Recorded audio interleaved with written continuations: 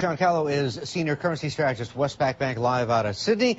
Dr. Marc Faber stays with us from Hong Kong, editor and publisher of the Gloom, Boom and Doom Report. He's our guest host this Monday. Gentlemen, both of you, thanks for staying with us. Dr. Faber, let's pick up where we left off. You were saying that you were looking for the global risk trade that we've seen to come off. You're looking for a correction. Let me ask you the three most important questions, I guess, and that is, when's that going to happen? What are the triggers going to be, and what magnitude correction are you looking for? Well, these are three good questions. I think in general markets were very oversold on March 6, 2009, and there were some favorable technical divergences in the sense that many markets and many stocks in March, when the S&P made a new low, were far higher than they had been last October and November. In other words, some stocks had already entered bull markets, including the Asian stock markets.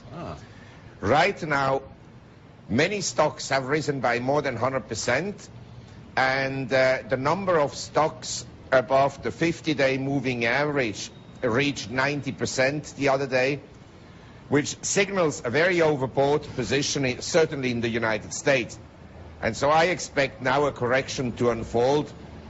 Whether the correction is actually the resumption of the bear market, where we will make new lows, or just a correction, that still remains to be seen.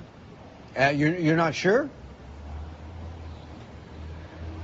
I'm never sure about the future.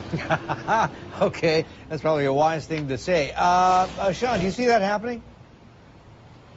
Well, we certainly do think the whole green shoots arguments have been very much overplayed, and that personally I think it's very important to bear in mind just how far a lot of economies have fallen, how far they've got to get back to even where they were a year ago. Japan, for instance, fallen by more than 9%, almost 10% since Q1 last year. And if you think during the boom years, 2003, 2007, they only averaged 2.1% growth, then it's really an incredible hole that they have to dig themselves out of. So I think there'll be a lot of frustration as the months go by with the pace of recovery and the absence of V-shapes in most economies, and that would certainly be a setback for asset markets.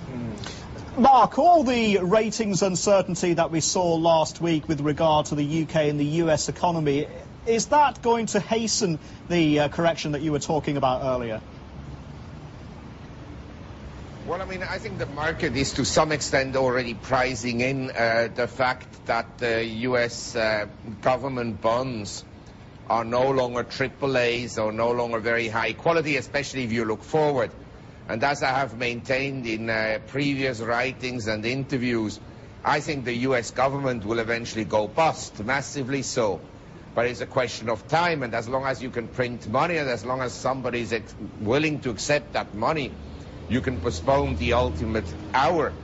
But I think the problem really is that it will be in future very, very difficult for the US government to reduce the colossal deficits they have piled up at the present time.